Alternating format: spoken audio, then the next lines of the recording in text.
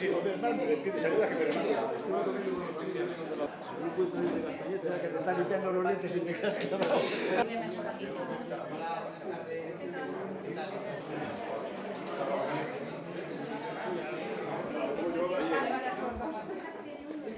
Artes a estas cuartas tertulias que los amigos del Real Astillero hacemos por las fiestas de San José, con el patrocinio de Astander y con la colaboración del Ayuntamiento de Astillero. Esta tarde tenemos la segunda de ellas, de un ciclo de 3, y tenemos la suerte de contar con nuestro amigo Javier Arruza. Javier Arruza es natural de Santander, es licenciado en Derecho por la Universidad de Cantabria y es secretario del patronato de Torres Quevedo. Es miembro también del Centro de Estudios Montañeses y de la Real Liga Naval y es un gran divulgador, como verán todos ustedes, y esta tarde nos va a hablar del mapa de Juan de la Cosa del año 1500. Contamos también hoy con la presencia de gente del Museo Marítimo, del Museo Naval, de nuestra concejal de Cultura y con varios concejales del Ayuntamiento, a quienes les agradecemos su visita y al resto del público en general también. Y les recuerdo que después de las charlas tenemos a su disposición unos mapas de facsímiles que el Museo Marítimo nos ha regalado y a ver si tenemos uno para cada uno. Y bueno, y sin más dilación, esperamos que les guste la charla y les dejamos con Javier. Muchas gracias por haber venido.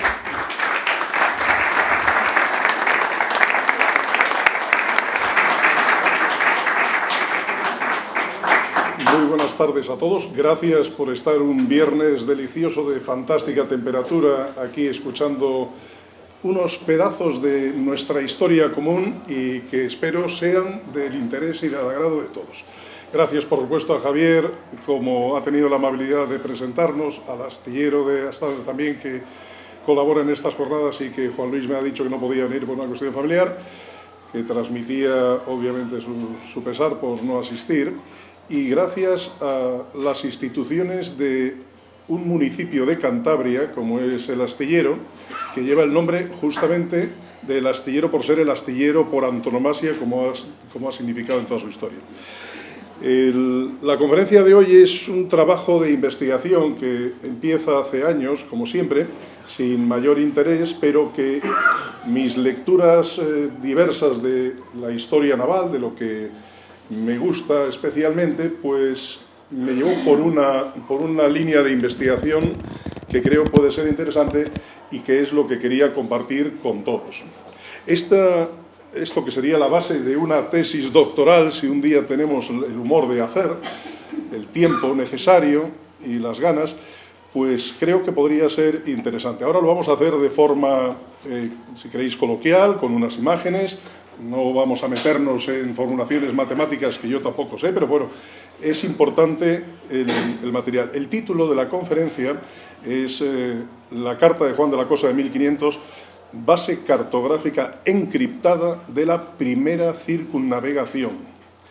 El amigo Javier proponía otro título que me he quedado con las ganas, Él decía, al estilo de las grandes novelas, de las grandes líneas de investigación, poner el enigma de la Carta de Juan de la Cosa o algo similar, ¿no? El enigma de Juan de la Cosa o el Código la Cosa, por ejemplo, que sería interesante. Yo estoy orgulloso de este trabajo porque lo presenté al Ministerio de Cultura para una subvención. Se presentaron más de 1000 proyectos de toda España y nosotros quedamos octavos. Digo nosotros porque me ayudó un periodista, José Luis, y Sancho Michel, que es cónsul de Rumanía, que puso la institución, pues no podíamos presentarnos como personas individuales, teníamos que presentarnos a través de organismos culturales y se prestó una institución cultural que tiene él y nos ayudó en ese tema. Presentamos y nos quedamos los octavos. Como finalistas es, pues, para mí un orgullo y satisfacción, como dice la frase clásica, porque presentarse de Cantabria, el único que se presentó a esta convocatoria fui yo, y de toda España, más de 1000 proyectos de investigación. Bueno, simplemente deciros que me ganó ni más ni menos la Fundación Nao Victoria, que quedó por encima, claro, pero fijaros, la Fundación Nao Victoria, que tiene los galeones, que tiene cientos de personas, pues tiene mérito que yo quedara dentro de los finalistas, aunque sin subvención, pero para mí era el título ese de finalista el mayor honor.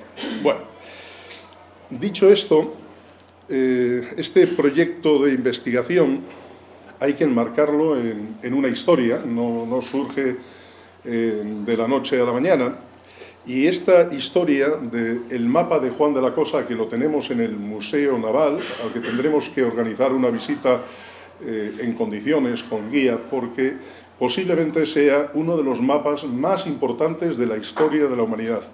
No quiero parecer un paleto pueblerino que dice lo nuestro es lo único importante. No es eso, es un mapa que aparece por primera vez representado el continente norteamericano, está confeccionado, ya veremos las explicaciones, por una persona que es testigo presencial de esa primera llegada de los europeos al continente americano, y claro, testigo presencial y tan testigo como que pone uno de los 3 barcos que lleva Cristóbal Colón. Luego, es un testigo privilegiado que tiene una capacidad para trasladar de la realidad al mapa, de la realidad a la descripción ideal, pues algo que merece la pena ser descrito y ser narrado.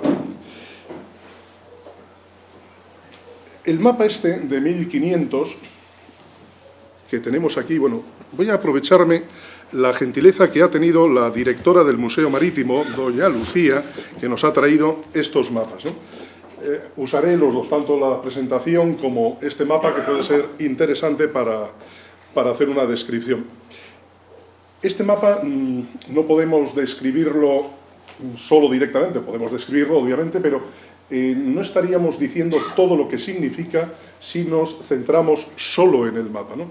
Hay que decir qué época, quién lo promociona, quién contribuye a ponerlo en marcha y el significado. Decía un gran historiador francés, Marc Bloch, que tenemos que tener tres ideas cada vez que hablamos de historia. Tenemos que tener 3 conceptos fundamentales con nosotros.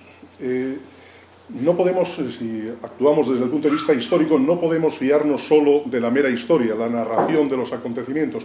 Tenemos que englobarlo dentro de los acontecimientos universales.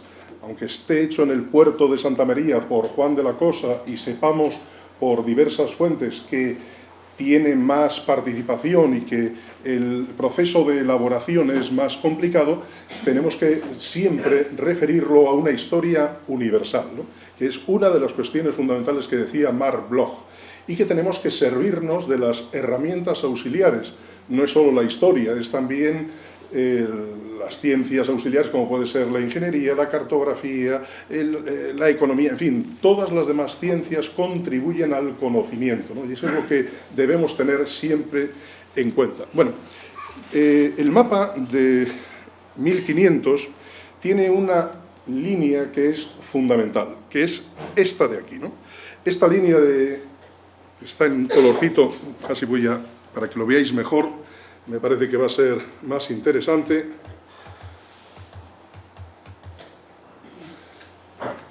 Sí, mejor aquí, ¿verdad?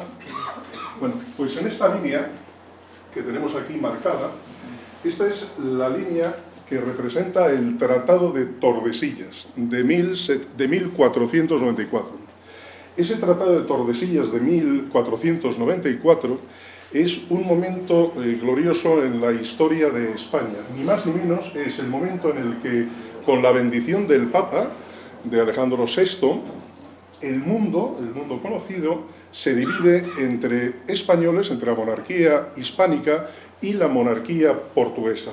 Este tratado, como es el meridiano que se toma, naturalmente hay un antimeridiano que da la vuelta y que serviría para llegar a la otra parte y saber en manos de quién cae las islas de las Especias, que ese es el objetivo de este meridiano, uno de los objetivos de esta marca. Bueno, este meridiano, que traerá consecuencias y con los medios de aquel entonces no era fácil de definir, este meridiano tiene la virtud de establecer el reparto del mundo. Esto que puede parecer casi un chiste, una bilbainada, provocó la ira del rey de Francia, porque el rey de Francia, con cierto sentido del humor, dice: quiero ver el testamento de Adán, ¿sí? Quiero ver el testamento de Adán, donde Adán y Eva digan que españoles y portugueses pueden repartirse el mundo. Y si os fijáis, da vértigo. Es decir, es un tratado con la bendición del Papa y que precisamente se establece ese punto de referencia en el que castellanos y portugueses no repartiremos el mundo. Bueno, esto es uno de los orígenes de este mapa. Estamos dando unas ciertas pinceladas. Bueno, el mapa de Juan de la Cosa, que refleja todo esto, está compuesto, sabemos que está compuesto con 2 escalas. Estas son las cosas que hemos ido descubriendo. Ha habido gente que ha criticado este mapa por no ser exacto, por no adecuarse a la realidad. Ha tenido unas críticas brutales e injustas. Hoy, con modernas técnicas de cartografía, sabemos que no es así. El mapa tiene 2 puntos referentes y que además es precioso, desde el punto de vista es preciosa esa idea.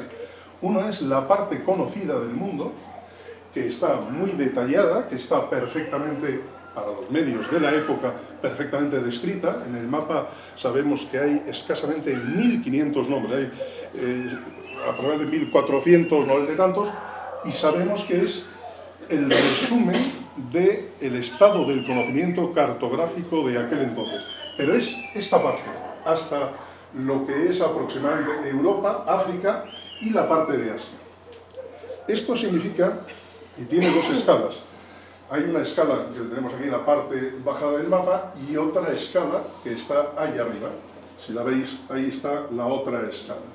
Son 2 escalas y esto es una de las cosas que en su momento me llamó la atención, que había descubierto el coronel Ángel Cuadrado Paladini, que fue uno de los que me ha dado pistas para sacarle todo el rendimiento, y aún así no lo sabemos, no sabemos toda la información de la que podemos extraer, ¿no? Pues estas 2 escalas que están juntas, justamente, que tienen esa conjunción y que están puestas sobre el mismo mapa plano, hace que debamos tenerlo en cuenta, por un lado. Y por otro, la otra parte, la que tenemos del Nuevo Mundo, como decimos, tiene un recurso estético muy interesante. Si os fijáis, toda la parte del Nuevo Mundo está llamativamente coloreada de color verde. Suponemos que es haciendo referencia a los poderosos bosques que tenían en América. Bueno, esta diferenciación cromática del mapa nos da una pista de lo que quería conseguir. De un golpe, de un solo golpe de vista, tienes a tu disposición el estado del mundo, el estado cartográfico del mundo. Es la primera vez que aparece todo el continente americano, lo que conocemos del continente americano, de un solo golpe. El mapa, como digo, es de 1500 y arrastra lo que es el Tratado de Tordesillas. Aquí hay que hacer una breve referencia al Tratado de Tordesillas. Para mí, ese tratado es uno de los momentos claves en la historia de la humanidad. El propio Tratado de Tordesillas está premiado, bueno, está considerado como un documento histórico por la UNESCO. Tiene esa consideración porque es un tratado que de alguna manera nos informa de la situación geográfica y que tiene su puesta en escena, su interpretación cartográfica a través de este mapa. La potencia de un mapa, la imagen, la capacidad de expresión de un mapa es extraordinaria. Va más allá de una cuestión estética. Podemos entretenernos con los dibujos que hay, pues, desde los Reyes Magos, el Mar Rojo que está pintado en rojo, las partes internas tanto de África como de Asia. Podemos tener diversas imágenes, pero eso no debe desviarnos de la atención. ¿Por qué? Porque hay otras 2 líneas, aparte del Tratado de Tordesillas, de la línea de Tordesillas, 370 leguas al oeste de Cabo Verde, que es la línea divisoria, tenemos dos líneas más importantes. Una, que es el Ecuador, que sorprendentemente está bastante bien trazado, y la otra línea, que es la fuente del aparente desprestigio, las críticas que ha sufrido Juan de la Cosa, que es esta línea de Cáncer. Muchísimos autores han dicho que esta línea es el trópico de Cáncer. No es el trópico de Cáncer.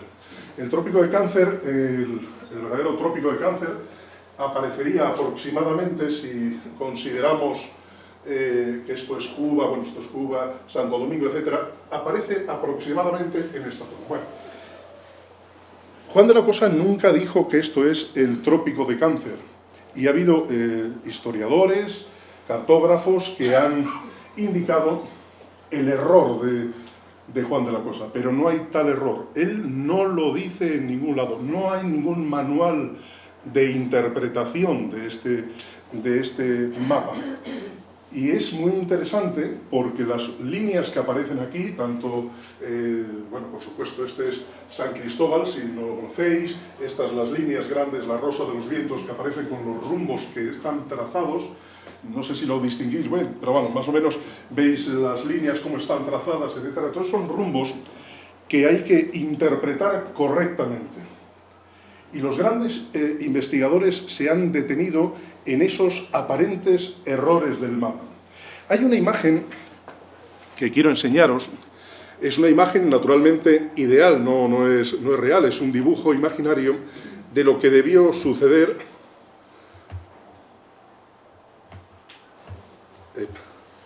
Este. Bueno, se revela. Este mismo.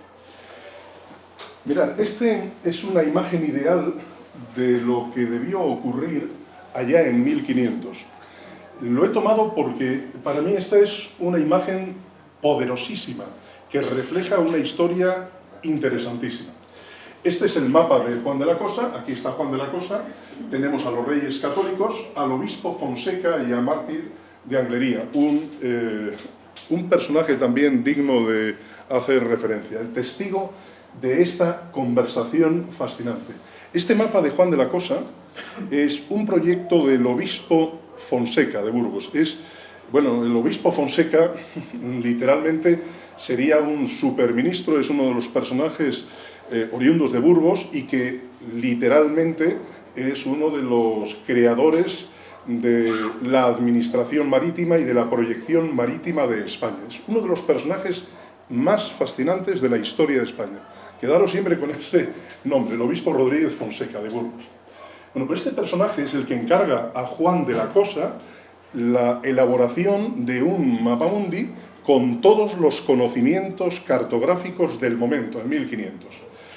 Y esta escena, que a mí me fascina, es en la que muestra, porque cuando intentas explicar, hoy en día tenemos Google, tenemos a nuestro alcance todas las herramientas, los satélites que nos dan con precisión la ubicación, etc. Pero en aquella época no. Este mapa tiene, el poder de la cartografía en esta época es extraordinario, va más allá de una exhibición burguesa o aristocrática de, mira, tengo este mapa, qué bonito es, o un cuadro, qué hermoso es. No, esto es mucho más allá. Este mapa tiene las claves para distribuir geográficamente, desde un punto de vista cartográfico, el territorio. ¿Cómo se casa esto que acabo de decir con que algunos modernos autores aprecian fallos, errores en el mapa de Juan de la Cosa? Pues casa, como decíamos, con el título del enigma Juan de la Cosa o el código Juan de la Cosa, que no han sabido leer las técnicas de cartografía que usó Juan de la Cosa en este mapa. Lo veremos, los mejores trabajos que he visto y las mejores opiniones de profesores de la Escuela de Caminos que han trasladado lo que son las medidas, los datos cartográficos del mapa a las modernas proyecciones, y entonces es cuando empiezan a encajar las piezas. Antes no. Pero si no tienes un manual, si no tienes alguien que te lo explique, si no tienes a Juan de la Cosa que te indique cuáles son los secretos, Tú llegas a ese mapa y no hay cosa peor que tener delante de ti un código secreto y no poderlo interpretar, o no poderlo interpretar. Y diréis, ¿pero por qué esa conspiranoia? Bueno, pues da la casualidad que Juan de la Cosa, entre otras muchas actividades, fue un espía contratado por los reyes católicos para espiar en la corte de Portugal y trasladar a los reyes católicos el estado de los conocimientos. En una de las ocasiones, los portugueses le capturan, estará encerrado en Lisboa, y la reina Isabel pagará el rescate para recuperar a nuestro Juan de la Cosa. O sea, fijaros si tiene importancia o no el conocer, el entender, el saber explicar las claves de este mapa que parece tan sencillo, y no lo es mucho más complicado, o para un ojo experto sería sencillo, pero si no tienes las claves de acceso a este mapa, nunca entenderás la importancia de este mapa. Bueno, pues esta conversación, que es, insisto, una recreación ideal de lo que debió ocurrir, es interesante porque a partir de este momento perderemos la pista del mapa.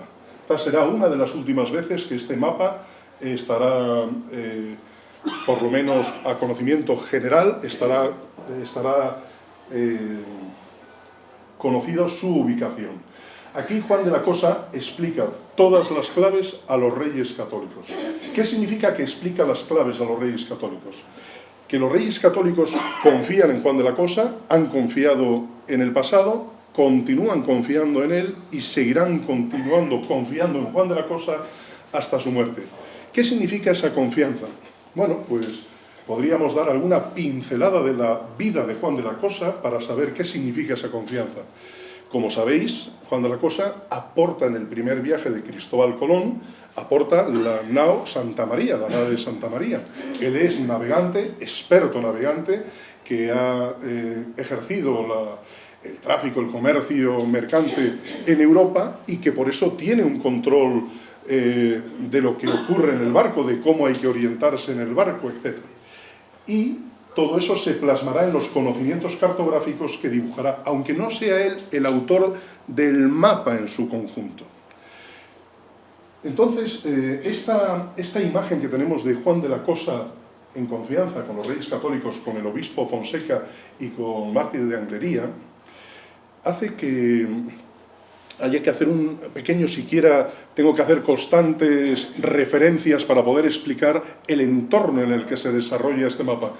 En un momento determinado, en el tercer viaje de Cristóbal Colón, que por desgracia es el peor viaje de Colón desde mi punto de vista, me da rabia hablar mal de los muertos, no se puede hacer eso, es una grosería que yo no me voy a prestar a ello, ¿no? Cristóbal Colón tiene un mérito extraordinario y hay que verlo así, adentrarse en ese océano tenebroso. Los que tengáis alguna experiencia marítima sabéis lo que es salir de la bahía protegida de Santander y enfrentarse a olas de un tamaño considerable, y bueno, ahí es donde se demuestra el valor, ¿no? El aguantar ese tipo de mar. Eso con los conocimientos, no os digo lo que era aquella época. Cristóbal Colón, en el primer viaje, ya sabéis que aspira a encontrarse con lo que es las Molucas, las Especias, con Asia.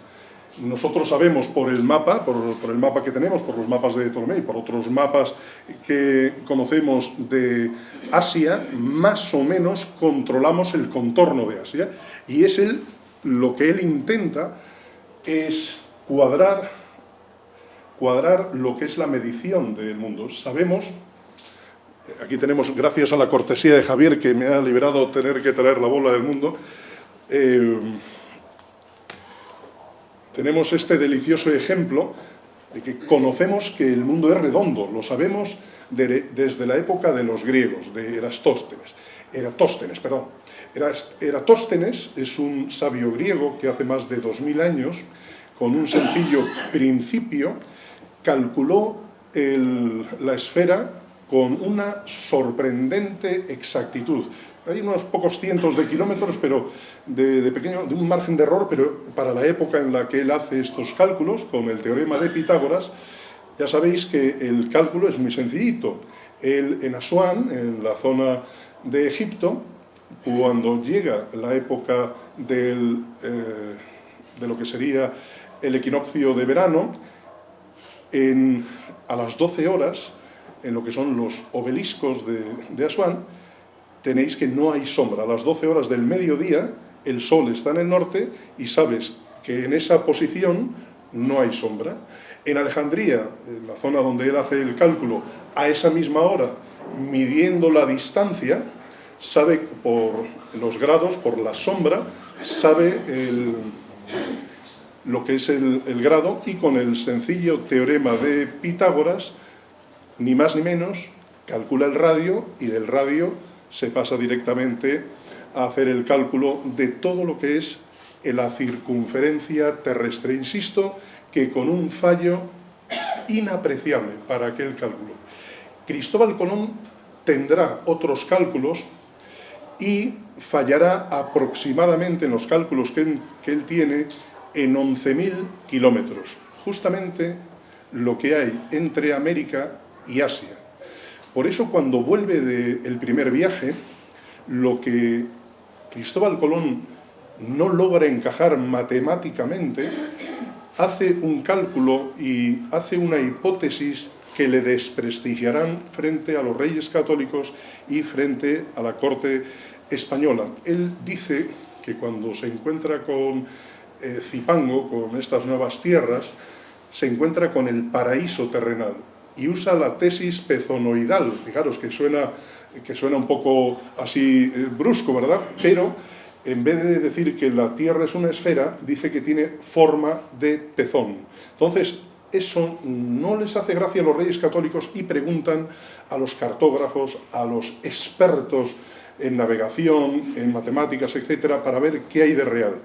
Y esa explicación, ese empecinamiento de Cristóbal Colón en ese error para corregir ese fallo de 11.000 kilómetros, ni más ni menos, ese intentar encajar la cuadratura del círculo, le desprestigiará. Bueno, de hecho, hay que decir una cosa. En el primer viaje, Cristóbal Colón hace firmar a todos los tripulantes, incluido a Juan de la Cosa, le hace firmar que Cuba no es una isla, sino que es una península.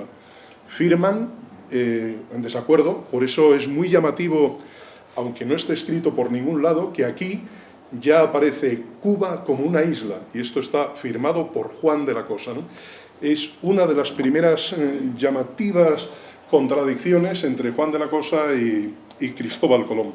De hecho, los reyes católicos le encargarán a Juan de la Cosa que espíe a Colón, que controle a Cristóbal Colón. Es triste, y por eso digo que me da pena, porque el valor que tiene Cristóbal Colón, que es muchísimo, que es evidente, no se le puede negar, él se lo empaña, él lo tira por tierra, lo desperdicia empeñándose en esos dos errores, ¿no?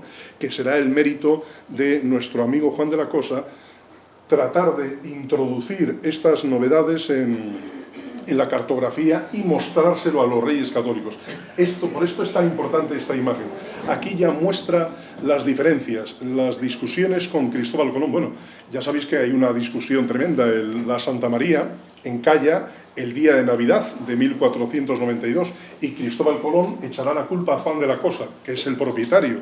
Y no os creáis, no es cualquier cosa que Cristóbal Colón te acuse de negligencia, vuelvas a España y tengas que explicarte. Pero ¿cómo lo contaría Colón? ¿Cómo se defendió Juan de la Cosa? Que los reyes católicos pagaron la indemnización de la nave y creyeron naturalmente a Juan de la Cosa. O sea, la narrativa, nosotros no somos testigos de lo que estuvieron hablando aquí, pero la narrativa es muy importante.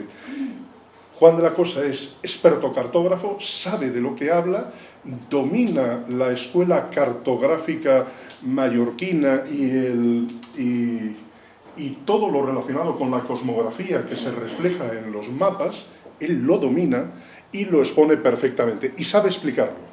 Pero claro, no deja un manual de interpretación.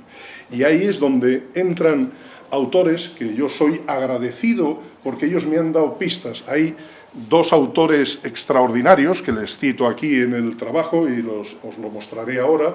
Uno es, por desgracia, una persona que falleció muy joven, un catedrático de Geografía de la Universidad, de la Escuela de Caminos, Fernando Silió Cervera, que siempre agradezco porque la conferencia que dio sobre la cartografía, el libro que publicó la Fundación Marcelino Botín sobre la Carta de Juan de la Cosa, me abrió los ojos y lamento sinceramente la muerte de este hombre joven que, con una capacidad investigadora extraordinaria, puso realmente en el sitio que merecía Juan de la Cosa para que tenga ese reconocimiento científico.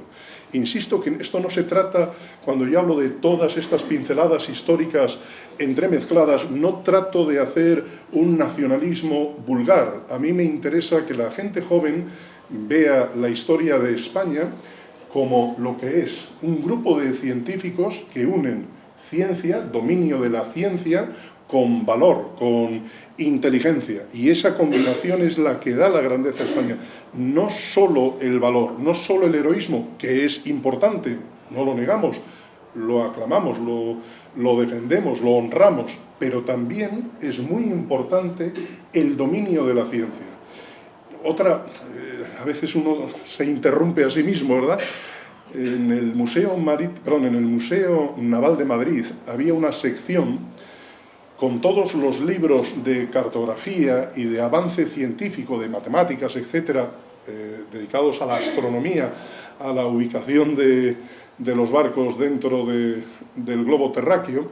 Había una escuela que que proviene de la Casa de Contratación de Sevilla, que es el gran organismo que dará a luz todo esto, que es la primera escuela náutica que tenemos en España.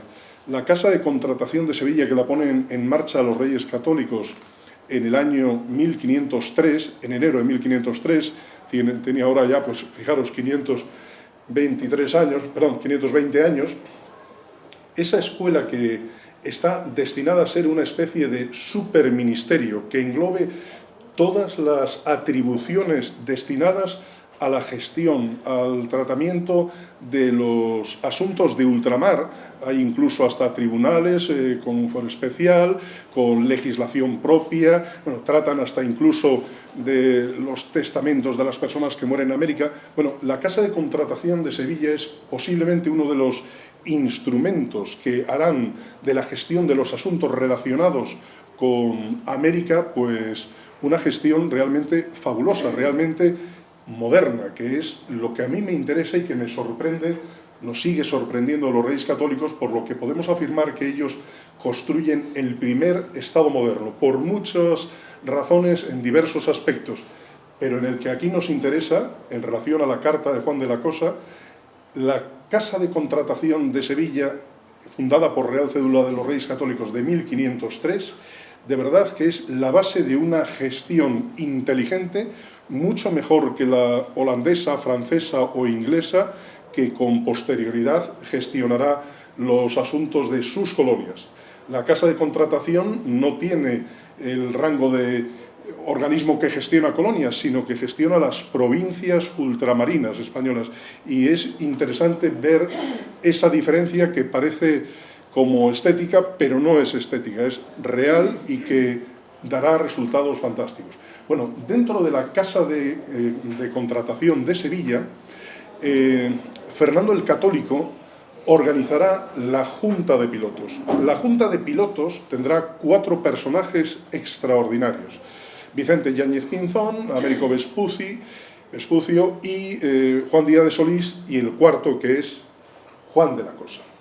Esos 4 cartógrafos, investigadores, científicos, expertos en el dominio de los mapas, esos 4 son los que constituirán el padrón real. El padrón real es posiblemente uno de los documentos más importantes en la historia de la cartografía universal.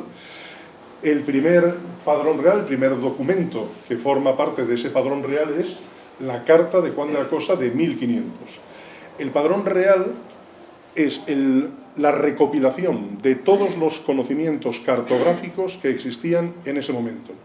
La Casa de Contratación de Sevilla era el organismo encargado de autorizar a los marinos la salida y regreso de los barcos. Todos los barcos que regresaban tenían que reportar informes para mejorar el padrón real, es decir, para mejorar el estado del conocimiento cartográfico. Y a todos los marinos que salían se les hacían copias de las cartas de navegación de las zonas a las que iban a navegar. Nadie tenía todo el conocimiento fuera del padrón real, fuera de la junta de pilotos, fuera de la casa de contratación, nadie tenía el conocimiento. Eso era secreto de Estado, costaba dinero, era información y no es para regalárselo a los enemigos. Esa es la razón por la que había que conservar toda esta documentación, incluso con la propia vida, garantizándolo con la propia vida, ¿no?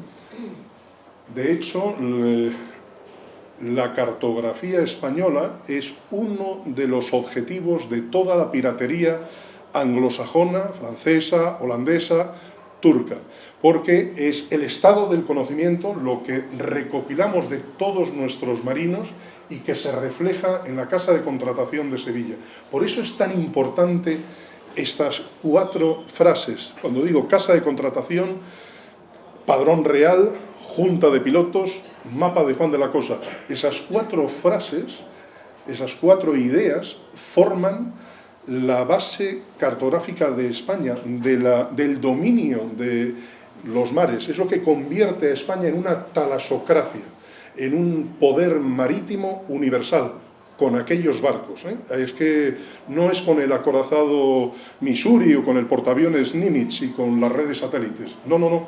Es con este conocimiento atesorado en constante feedback, en constante retroalimentación. Cada viaje que entraba en España solo podía entrar o salir siempre y cuando las autoridades marítimas de la Casa de Contratación permitieran ese viaje y recibieran la información de cuál era el resultado de las nuevas mediciones, de las correcciones de los mapas parciales de los portulanos que hubiese en aquel momento, ¿no? Bueno, pues ese es el entorno, las pinceladas que quiero yo dar del entorno en el que se hace este mapa. Es un mapa para los reyes católicos, un mapa para conocer las nuevas posesiones, las nuevas rutas, cuál es el estado del mundo reducido a un mapa. Y es sencillamente el proceso de creación, de mantenimiento, de enseñanza, el que da la clave del dominio marítimo de España. Es esto: Casa de Contratación, Junta de Pilotos, examen. Bueno, de hecho, para ser miembro de la Casa de Contratación, de la Junta de Pilotos, tienen que pasar oposiciones. En aquel entonces, las asignaturas que se daban en la Casa de Contratación eran desdeñadas por la antigua universidad. Por eso se crea este organismo. Podríamos meternos en más cuestiones de la Casa de Contratación, pero creo que hasta aquí es suficiente para continuar avanzando. Bueno, pues ahora os quiero enseñar otra cosa que voy a recurrir a la presentación que tenemos.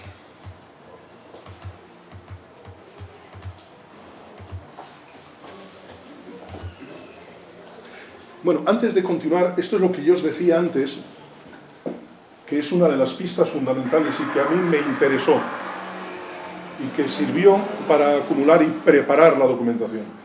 El coronel Ángel Paladini Cuadrado, al final de su libro, él muestra cuál es la escala correcta de ambos mapas. Y dice, lo correcto para presentar el mapa de Juan de la Cosa sería esta presentación. Así es como estaría a una escala similar las 2 partes del plano. Veis más o menos, bueno, esta sería la línea del Tratado de Tordesillas y más o menos el mundo conocido, que terminaría con la costa occidental africana y la zona norte de Europa, y veis cómo se sale aproximadamente. Esta sería la escala correcta para presentar el mapa. Esto a mí me llamó la atención porque cuando la gente criticaba, algunos investigadores criticaban el mapa de Juan de la Cosa, no tenían en cuenta este detalle. Por eso, siempre en esta historia y en mi argumentación, quiero agradecer al coronel Ángel Paladini esta demostración visual que de un solo golpe vemos lo que él expresa. Él lo formula con expresiones matemáticas. Yo os ahorro, por supuesto, toda esa explicación, todo ese desarrollo, y él muestra que eran las dos escalas que están unidas y es lo que se aprecia en el mapa de Juan de la Cosa. Continuamos. Bueno, como hemos dicho,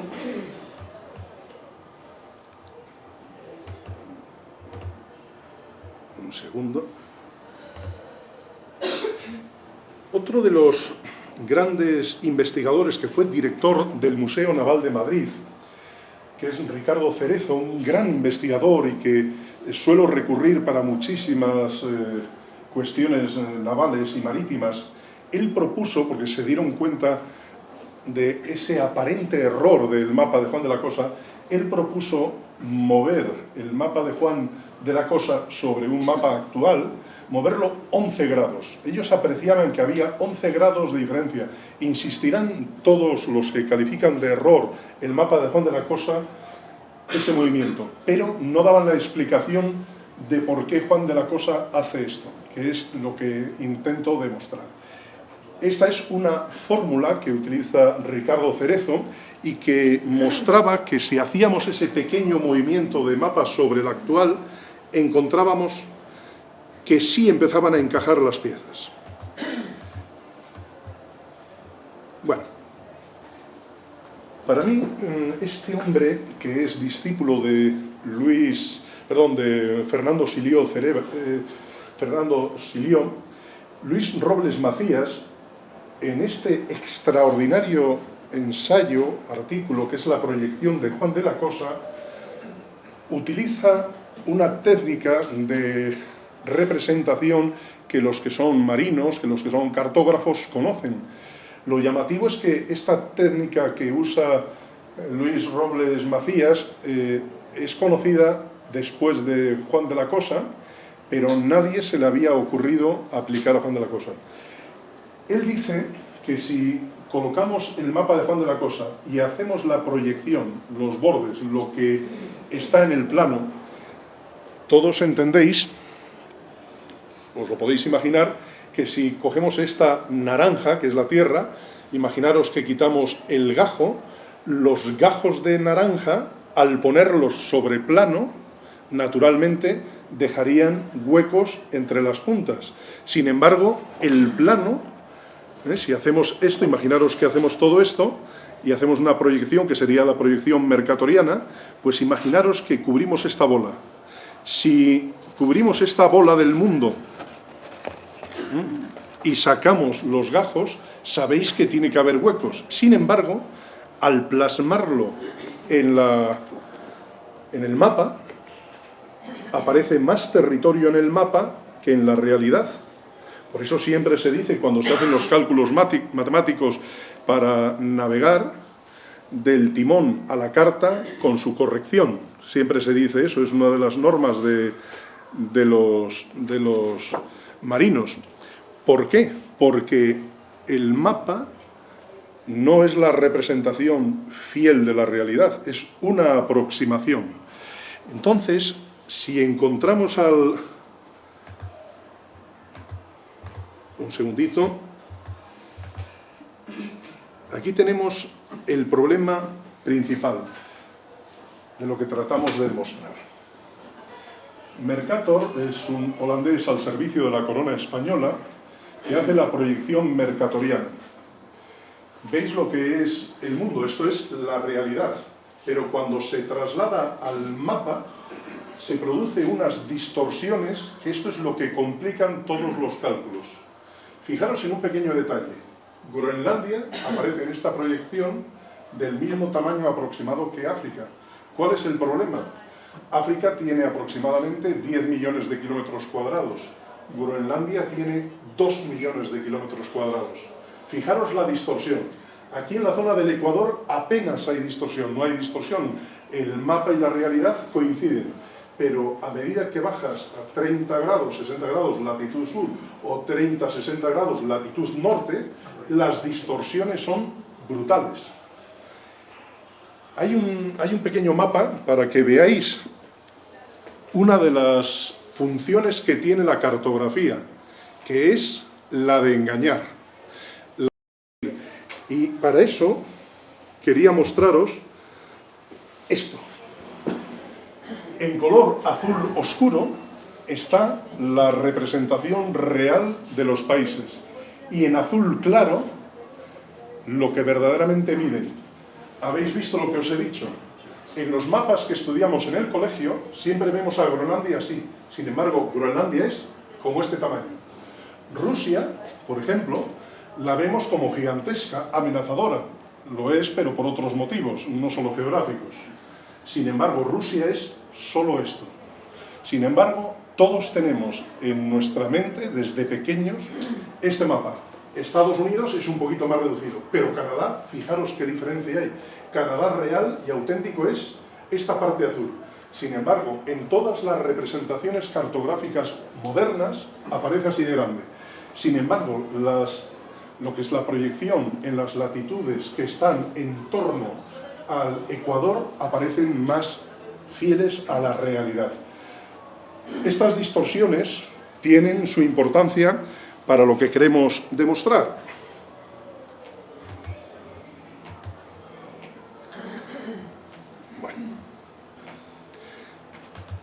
Bueno, pues sin meternos más allá, lo que hace Luis Robles Macías es aplicar sobre el mapa de Juan de la Cosa la proyección gnomónica. La proyección gnomónica es la que toma como punto de observación el Polo Norte y hace todas las líneas de navegación en torno a ese Polo Norte. Bueno, pues si aplicamos esta proyección gnomónica al mapa de Juan de la Cosa, que es lo que hace Luis Robles Macías, y que por eso le estaré eternamente agradecido, porque es el que nos da la pista para devolver al verdadero Juan de la Cosa, para devolver al verdadero científico, cartógrafo, verdadera profesión de Juan de la Cosa, su honor es esto. Él aplica esa proyección gnomónica, efectivamente sube 11 grados, modifica la posición del mapa de Juan de la Cosa 11 grados y corrige la opinión, corrige la opinión de lo que es el mal llamado Círculo Cancro o Trópico de Cáncer. Los que dicen que Juan de la Cosa pinta el Trópico de Cáncer, Juan de la Cosa no lo deja escrito en ningún lugar, no lo dice en ningún momento, ni en el mapa, ni nada, lo llama Trópico de Cáncer. Esa es la clave para la defensa de nuestro apreciado Juan de la Cosa. Esta línea no es el Trópico de Cáncer como erróneamente han insistido. Esta línea de cancro es la eclíptica. El lugar por donde los observadores del Sol para la navegación, observadores de las estrellas, de los planetas, para la navegación astronómica, utilizan para el posicionamiento en el mar. Y lo que hace Luis Robles Macías es insistir en esa línea eclíptica que es la que describe en el mapa. Este mapa que vemos aquí, en esta, bueno, que esté descolocado, esto es lo que han demostrado Luis Robles Macías, que es la eclíptica, y lo veremos mejor en la proyección que hace Luis Robles Macías, aquí. No sé si lo distinguís bien. Esta línea roja, veis que pasa por debajo del Santo Domingo. Este es el Trópico de Cáncer auténtico, el verdadero, que está aquí. Y esta línea roja es la de Cancro. Esta es la que describe Juan de la Cosa en el mapa, para llegar con el meridiano.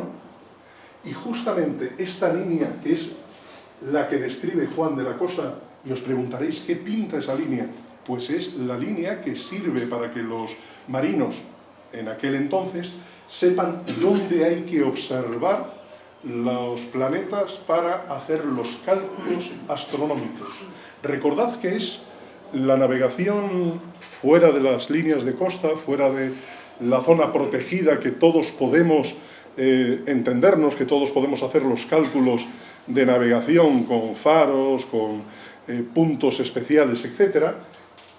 Eso en el mar abierto no tiene capacidad de uso. En el mar abierto solo tenemos el horizonte, el sol.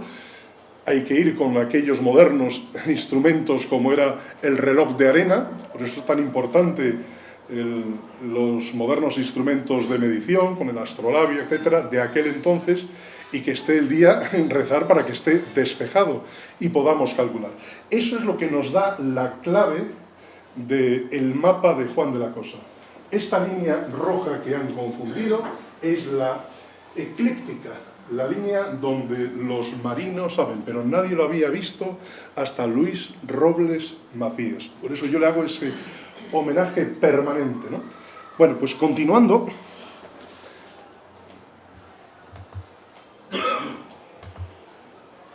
¿Veis? Cuando pasa Luis Robles Macías, hace la composición de todos los cabos, tierras descubiertas, islas, etc., a lo actual, vemos que ya encaja infinitamente mejor. Incluso la costa de Brasil más o menos encaja, pero siempre recordando que el mapa de Juan de la Cosa, obviamente, no es la realidad. Hace falta que entre la realidad y el mapa haya alguien que lo interprete, alguien que explique lo que ha hecho Luis Robles Macías. Esa explicación es la que empieza a darnos las claves de qué es el mapa, para qué sirve y cómo sí es utilizado como herramienta, como instrumento de Estado. Y yo, pues, con toda esta base, agradeciendo a todos los anteriores, yo doy un paso más allá. El paso más allá es el título de la conferencia. Y el título de la conferencia, obviamente, es Base cartográfica de la primera circunnavegación. Hemos dicho que la casa de contratación, la junta de pilotos, el mapa de Juan de la Cosa son los pasos, los hitos que constituyen lo que es la cartografía, la base de la talasocracia española. Y esa base, con todo esto, nos permite hacer una afirmación. Magallanes, cuando presenta el proyecto para la primera vuelta al mundo, para llegar a las especies a través de América, hay que recordar que lo que conocemos es lo que nos ha dado Juan de la Cosa. Este plano, el plano de Reinel, de Jorge Pedro Reinel, es el que llevará Magallanes a Carlos I. Yo le tengo aquí reproducido también, bueno, no es lo mismo que lo veáis, pero ese está hecho con unas notas, ¿no? Este es el mapa con sus apreciaciones, con sus rumbos, con sus rosas de los vientos, etc. Y este es el mapa que lleva Magallanes para convencer al rey. Hay gente que lo negaba, que decía, no será este el mapa, tendría otros, estaba Nuño de Toreno, bueno, hay más cartógrafos, obviamente, ¿no? Pero hay una cosa que, como siempre, hay que agradecer a todos los investigadores. Tomás Mazón Serrano tiene una página web que hemos podido seguir todo el quinto centenario de la primera circunnavegación y que yo una vez más estoy agradecido. Encuentra una cita de Castañeda en el que nos da una pista muy interesante. Cuando la Trinidad, ya han llegado los navíos supervivientes a las islas de las especies, la Victoria y la Trinidad, ya ha muerto nuestro héroe Magallanes enfrentándose allí en Mactán a los indígenas, quedarán solo dos barcos, la nao Victoria y la Trinidad. Y en la Trinidad querrá hacer la vuelta por el Océano Pacífico, por el popularmente conocido Lago Español. Querrá hacer ese rumbo, pero tendrá mala suerte y caerá en manos de los portugueses. Y aquí encontraremos una pista que para mí es fundamental sobre este plano de Reinel. Dice Castañeda, entre las pertenencias que se quedaron los portugueses, está 2 ejemplares del Mapamundi de Pedro Reynel. Luego sabemos que Magallanes llevaba este plano, que es lo que teníamos, el conocimiento. Este plano, este Mapamundi, lo había presentado al rey de España para convencerle, y le convenció. De hecho, se financió y es, junto con los ilustres burgaleses, que no me riña mi amigo Pablo Gallo, con los ilustres burgaleses que financiarán la expedición, pero será una de las claves que tenemos. Y si este es el mapa que tiene el amigo Fernando Magallanes y que tendrá Juan de la Cosa, si os fijáis en lo que viene descrito del mundo conocido, no hay diferencia con el mapa de Juan de la Cosa. Es decir, lo que se plasma aquí, poco menos que no sabemos qué hay más allá del río de la Plata, los portugueses difundirán otros mapas, como el Atlas Miller.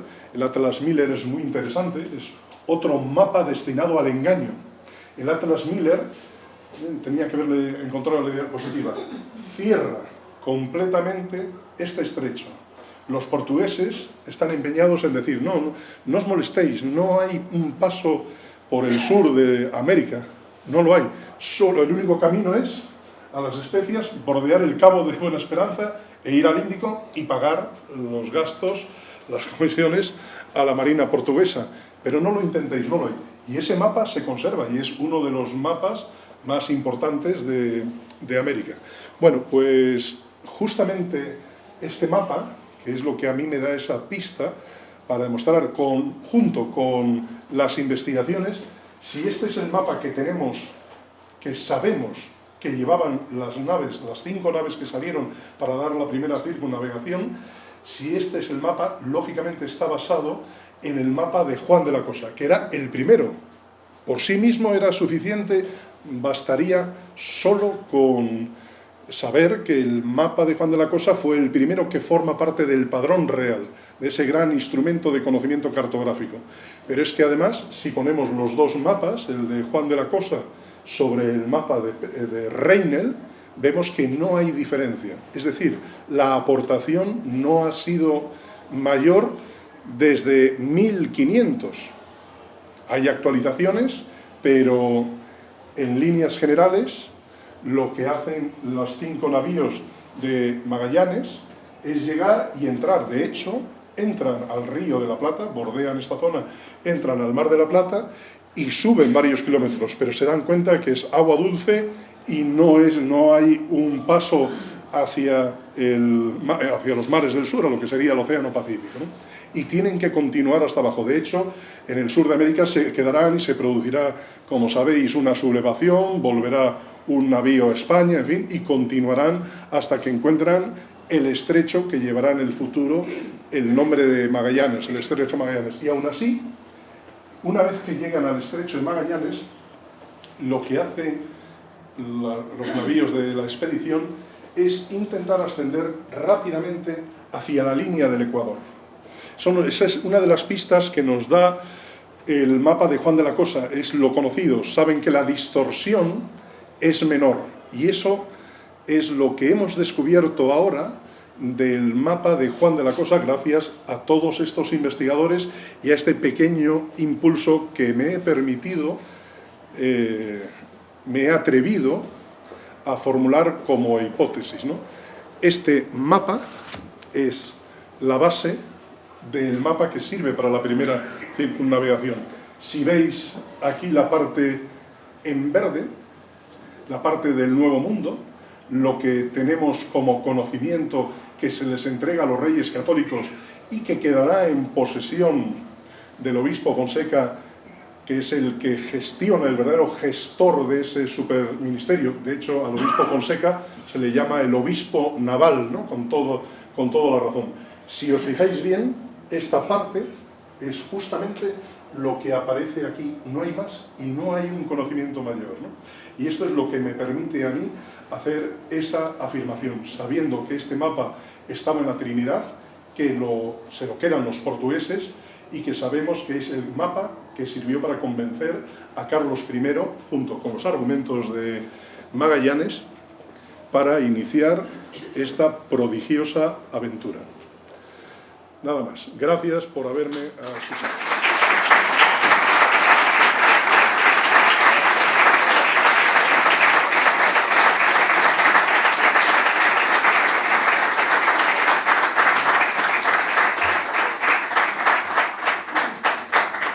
Y ahora estoy a vuestra disposición. Sí, bueno, ahora hay un turno de preguntas. Si alguno de ustedes tiene algo que preguntar, pues ahora es el momento. Sí. Yo tengo una duda, una pregunta, una cuestión Sí. que se me ha creado ahora a raíz de esta última diapositiva. Entonces, este mapa mundi ya lo llevaban antes de dar la vuelta al mundo. Este es de 1519. Este mapa mundi que estamos viendo, este de aquí, El de Juan de la Cosa es de 1500.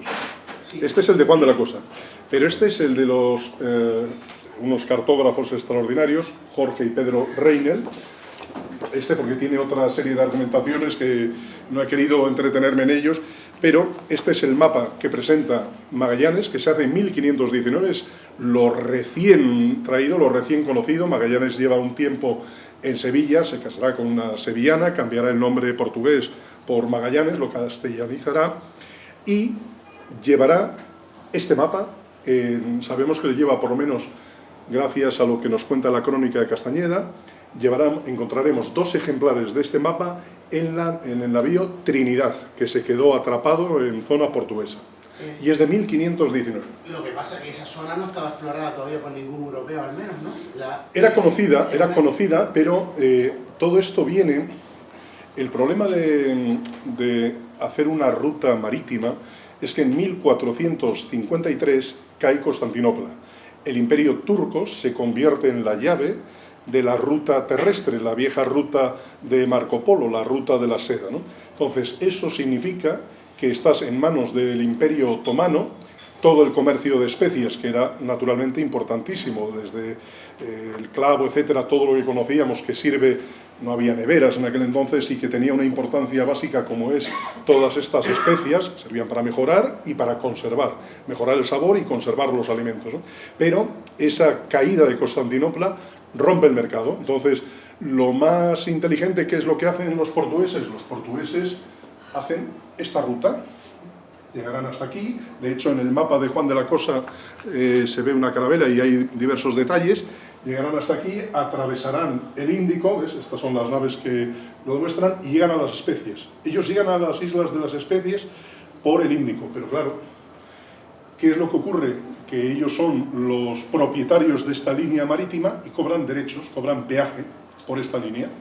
Y es la inteligencia de los portugueses, que hay que reconocerle su mérito. ¿Cuál es la inteligencia de los españoles? Es, con todos esos cálculos y esas pinceladas que te hablaba yo antes de Eratóstenes, que si el mapa de Ptolomeo, y me metía en esos berenjenales, ¿por qué? Porque lo que conoce Colón y lo que conoce la cartografía española es más importante. Los portugueses tienen un concepto muy bueno de sí mismos y hablan de la escuela de Sagres, que es un poco más un producto de un poco de fantasía, habría que decirles. La cartografía de la que se valen los portugueses es la cartografía mallorquina. Lo que tienen los mapas de los que aprenden realmente los portugueses es de los grandes cartógrafos de la escuela mallorquina. Y son los que continúan y dan esa imagen siempre costera. Es buena, pero es siempre costera. El mérito de los españoles es atreverse con esto que es desconocido, con este océano tenebroso, con olas gigantescas. Y ese es el mérito, porque ahí no tienes ningún accidente geográfico que te permita orientarte, solo navegación astronómica, cálculo de nuestro querido amigo de Pitágoras, medir distancia, rumbo, etcétera, y eso es muy complicado. Y ese es el gran mérito, ¿no? El mapa que conocía era el que se cartografía después de la primera vuelta al mundo, que Sí. era el de Diego Rivero. Sí, pero Diego Rivero ya es... Ya yo ahora mismo ya sé por dónde ha ido Colón y por dónde ha ido Magallanes, ya han conocen. explorado ese zona del Ya lo Pacífico, conocen, pero ahí ya lo aparece conocen. el Pacífico sin haber ido, ¿no? Claro. Que- Y aquí habrá un pequeño error en este mapa, que se corregirá. En este que tengo yo aquí en las manos, se corregirá. Aquí se encontrará Magallanes con un error por seguir este mapa. Cuando suben, como os decía yo, tienen que bajar, esto es el Mar de la Plata, tienen que bajar un poquito más hasta que encuentran el estrecho de Magallanes. Pero lo que hacen es ascender rápidamente a lo seguro, a ir a la línea del Ecuador, que ahí tienes menos errores y tienes menos distorsión. Entonces, al ir al Ecuador, encontrarán que hay más distancia de la calculada. Calcula este rumbo. Si sigues este rumbo, para llegar a las Islas de las Especias, encontrará aproximadamente una diferencia de unos 4.000 kilómetros. No está mal, ¿eh? Otro errorcito. ¿De más o de menos? De más. Quiero decir, tienen que recorrer más. El mapa tiene menos recorrido, es más corto. La realidad no viene dibujada, unos 4.000 kilómetros, que ahí en el Maluco, 4.000 son muchos kilómetros de navegación, ¿eh? Muchos. ¿Alguien más quiere hacer alguna pregunta? Sí, una cosa. Sí. ¿Qué dijeron los portugueses cuando, bueno, no sé si el mapa se lo presentaron a ellos, pero qué dijeron los portugueses cuando vieron la línea del Tratado de Tordesillas, que era una esquinuca mal puesta? Bueno, el Tratado de Tordesillas, la excusa que sabemos, voy a dar un segundo vuelta para decírtelo sobre... Es una pregunta muy buena esa y te voy a decir por qué. Sí, es lo primero que me ha llamado la atención cuando he visto, cuando has dicho Sí. Tordesillas. Sí. Y pues la comparas con lo que es la realidad y... Sí, no hay diferencia, obviamente. Bueno, vamos a coger esta que es una versión del mapa de Juan de la Cosa bastante buena y más marcada. Esta es la línea de Tordesillas. Evidentemente coge un trozo de Brasil, que es lo que servirá. Tordesillas, claro, no me he entretenido por no alargar, porque cada paso que doy es para hacer, no una tesis, pero sí para charlar, porque es uno de los mejores momentos de la historia de España. Tratado de Tordesillas le echan en cara, y los historiadores dicen que Fernando el Católico se equivocó y dio una gran oportunidad a los portugueses. Yo no estoy de acuerdo con eso.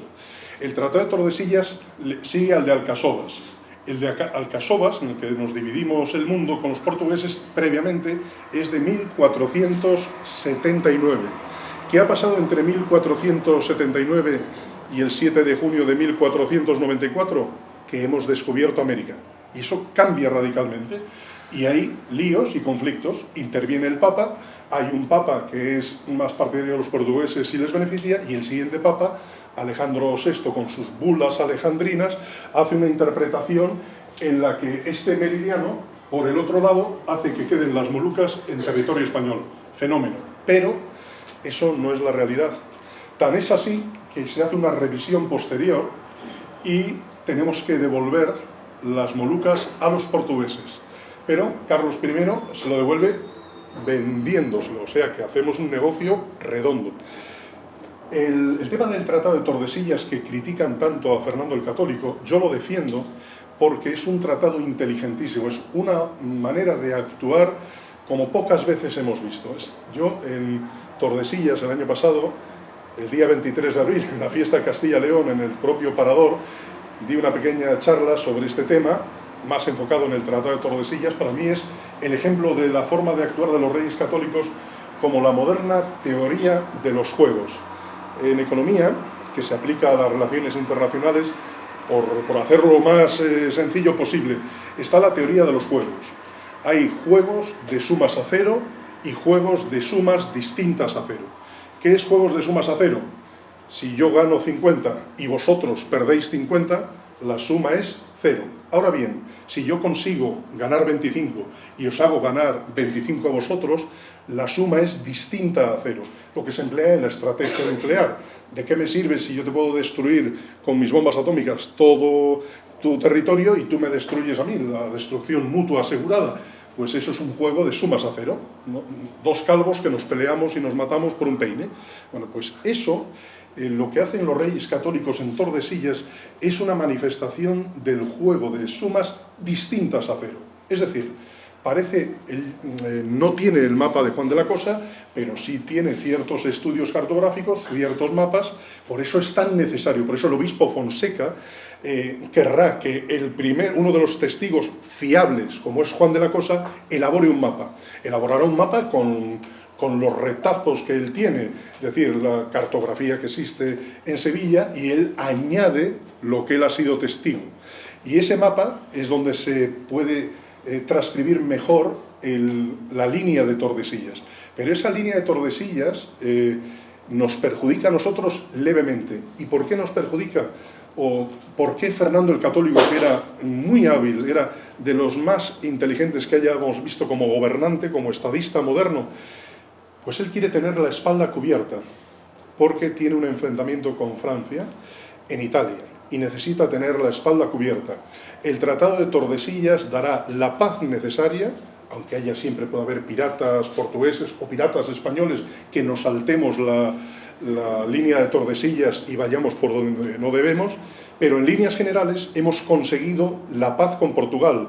Recuerda que antes de Alcasovas, la historia de Castilla, Portugal, Aragón, es una historia que nos hemos matado en guerras civiles. Es decir, el gran triunfo de los reyes católicos es imponer la paz en Castilla, desmochar el poder local, desmochando las torres y todo lo demás, es necesario para imponer un criterio. Por eso es el ejemplo de un Estado moderno, del primer Estado moderno realmente, por la forma de actuar, etc. Y por ese, en mi modo de ver, aplicación, como dije en Tordesillas el año pasado, la forma de aplicar la teoría de juegos de sumas distintas a cero, es decir, el aplicar la racionalidad, el no querer ganar todo, sino el dejar que el aliado, el rival, se pueda convertir al menos en no rival y tal vez en aliado, y tener la espalda cubierta, la espalda con paz, más o menos estable, para poderse concentrar en Italia contra Francia. Por eso los portugueses, que no conocían la cartografía, no hacían un campo de batalla de Tordesillas. Sí, discutían ante el Papa, pero no podían demostrar lo contrario. No tenían los conocimientos cartográficos tan elevados como los teníamos los españoles. Nosotros éramos los que interpretábamos gracias a estas cosas, gracias a nuestros marinos. Y este conocimiento es el que nos da el poder de convicción. Por eso esa imagen me he detenido, que es para mí, que es un dibujo que encontré, y por eso me encanta, es Juan de la Cosa, los Reyes Católicos, el obispo Fonseca y el testigo que tenemos, que es Pedro Mártir de Anglería, que es el que nos habla de esa conversación, ¿no? De esa explicación que convence a Fonseca y que convence a los Reyes Católicos. De tal manera que ese instrumento que tendremos a partir de 1500, aunque no dispongamos de él, el conocimiento lo tiene el obispo naval Fonseca, y ese conocimiento, jugando un poco las cartas del gato y el ratón, hace que ellos se mal conformen. Para eso solicitamos el dictamen del Papa, que es el que nos ayuda, el Papa Alejandro VI, claro, el anterior no. Ese Papa nos ayuda, ellos mal que bien lo aceptan, pero no pueden demostrar lo contrario. Nosotros sí, o por lo menos tenemos instrumentos de convicción. Posteriormente, cuando la cartografía se va perfeccionando, es cuando podemos hacer la cesión con Carlos I, pero ya mucho más tarde. En torno a 1529-1530 les vendemos las Molucas a ellos, que realmente les pertenecían. O sea, les estamos vendiendo algo que era suyo. ¿Alguien más tiene alguna pregunta? ¿Pablo? Bueno, por alusiones de antes, sí. Gracias. Y la verdad que es una magistral conferencia, muy difícil de superar. Has tocado todos los temas importantes de nuestra historia, pero respecto a los burgaleses, que eran burgaleses pero eran cántabros, ¿sabes? Que todo era lo mismo. A ser todo lo mismo, no hay diferencias, si Cantabria, Castilla, era todo Castilla. Bueno, respecto a esto, Juan de Haro, que era el que patrocinó no solamente la expedición de Magallanes, sino también patrocinó otras muchas más, el Río de la Plata, etcétera, etcétera.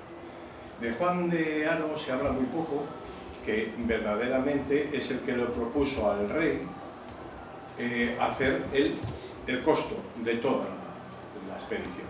Entonces el rey vio que se quedaba fuera y quiso participar con algo. De eso lo sabes tú muy bien, que nos gustaría que alguna vez nos pudieras dar otra conferencia. Al Eso respecto. será otro día, Pablo, otro día. Eso Pero será vayamos por para partes. otro capítulo. Pero es interesante. La parte burgalesa es, digo burgalesa como me encanta lo que dices, como tú comprenderás, estoy totalmente de acuerdo. La parte burgalesa, para mí no hay burgaleses ni nada, todos pertenecemos a la monarquía universal hispánica y con esta actuación nos convertimos en una verdadera talasocracia, ¿no? Las diferencias, las que nos llevan a las sucesivas guerras civiles que hay, pues fíjate, entre unos llaman Pedro el Cruel y otros Pedro el Ceremonioso, es decir, las guerras han sido terribles, mira cómo termina, cómo tiene que empezar, perdón, Carlos I se encuentra con los comuneros, bueno, de eso no hemos hablado, el tratar esto daría para películas de todo tipo, para novelas, pero yo que no soy tanto de novela, sí me gusta el cine, pero no soy de novela, a mí me gusta la historia, porque una y otra vez de algo estoy convencido, es que no está escrita.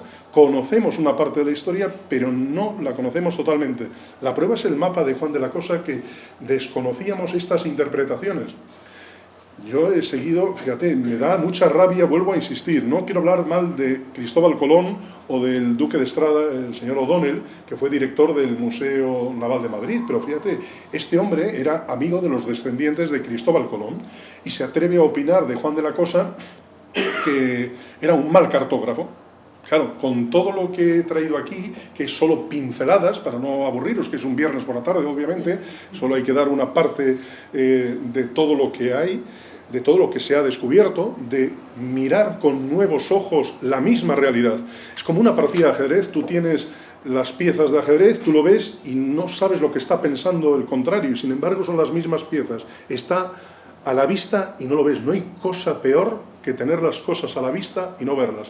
Y es lo que me pasa con Juan de la Cosa, tener las cosas a la vista, y ha tenido que venir modernos catedráticos de geografía de la Escuela de Caminos que se les ha ocurrido aplicar la perspectiva gnomónica para decir, este mapa, que es un mapa que está sobre plano, y que por eso le agradezco a Javier que me haya traído la bola del mundo, la realidad, que es más o menos este ovoide, que aunque aquí esté muy perfecto, es un ovoide, trasladar la realidad al plano es complicadísimo y exige cálculos matemáticos. Y en eso éramos maestros. Y junto a esos personajes, como tú dices, Pablo, no hay diferencias entre castellano y nada, éramos todos españoles en ese aspecto, y teníamos la grandeza de que servíamos al fin común. Cuando los reyes católicos ponen ese fin común por encima de todas esas diferencias, hace que con unos pocos personajes inteligentes, sacrificados, valientes, podamos gobernar las líneas comerciales del mundo. Y eso tiene un mérito tremendo, sin hacer una leyenda rosa. Yo no quiero leyenda rosa. Yo sabemos que nosotros tenemos cárceles, también en el Vaticano hay una cárcel. Nadie es perfecto, hasta el Papa tiene confesor, y no se trata de oponer a la leyenda negra una leyenda rosa. Pero a mí lo que me interesa para la gente joven, para que se lo digáis a vuestros hijos, a vuestros nietos, que sean los encargados de custodiar todos estos tesoros del conocimiento, es que no hay que tener miedo al conocimiento. El conocimiento es lo que nos hace libres, el conocimiento es lo que nos da la inteligencia, el que nos hace, como diría Robert Louis Stevenson, el primer deber de la inteligencia es darnos cuenta de nuestra precaria situación en el mundo, y el primer deber del valor, no dejarse acobardar por ello. Entonces, el conocimiento es la vía para el dominio de uno mismo y después de todo lo que nos rodea, ¿no? Sin pretensión de hacer daño a nadie, pero tampoco acobardarnos ni avergonzarnos de lo que hicimos bien. Y esto lo hicimos bien. Estoy totalmente de acuerdo, y solamente una última pincelada y corto ya. Sí es bueno que, a la vez, como has hecho referencia a Fonseca, el arzobispo Fonseca, que estaba ligadísimo, que fue uno de los precursores de Linas, magistralmente has descrito bajo mi punto de vista. Hay otros más, como es el burgalés de Espinosa de los Monteros, que es Juan de Espinosa, que ese es el que llevó la famosa Trinidad, y el que nombró también a Juan Sebastián del Cano como capitán de la Nao Victoria. Y volvió más tarde. Que volvió más tarde. Bueno, volvió más tarde, volvió como pudo, porque ya sabes las peripecias. Esas conferencias, por eso ya hemos dicho. Con lo bueno que tiene Cantabria, que es los astilleros, que es donde estaba, aquí estaba el corazón de la Armada, que lógicamente el poder estaba en Burgos, porque en aquella época era así, porque Burgos era como Aquisgrán en aquella época, y entonces, pero la Armada y todo lo demás estaba aquí, que es, claro, Burgos no tiene más, el Arrancón no se puede ver, pero aquí sí. Entonces, esa simbiosis que hay entre Burgos y Cantabria, teníamos que reforzarla muchísimo más en todos esos conocimientos que tú magistralmente nos puedes describir cuando te veas a ver. Muy bien, pues eso queda para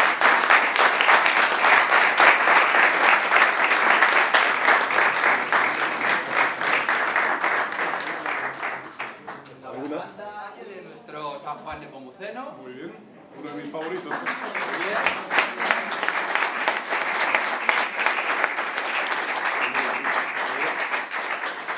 Y bueno, Gracias. Winnie, uno de nuestros socios, el último libro que ha sacado ya presentado ayer, te queremos hacer entrega de él. Pues os lo agradezco, soy defensor del astillero de Guarnizo, como bien sabéis, y por supuesto como base del poder marítimo de España, la unión de la ciencia, la técnica, el valor y del heroísmo se manifestaron, en mi opinión, aquí, en Guarnizo, ¿no? Así que os agradezco enormemente uno de mis barcos favoritos y un libro dedicado a él. Muy bien.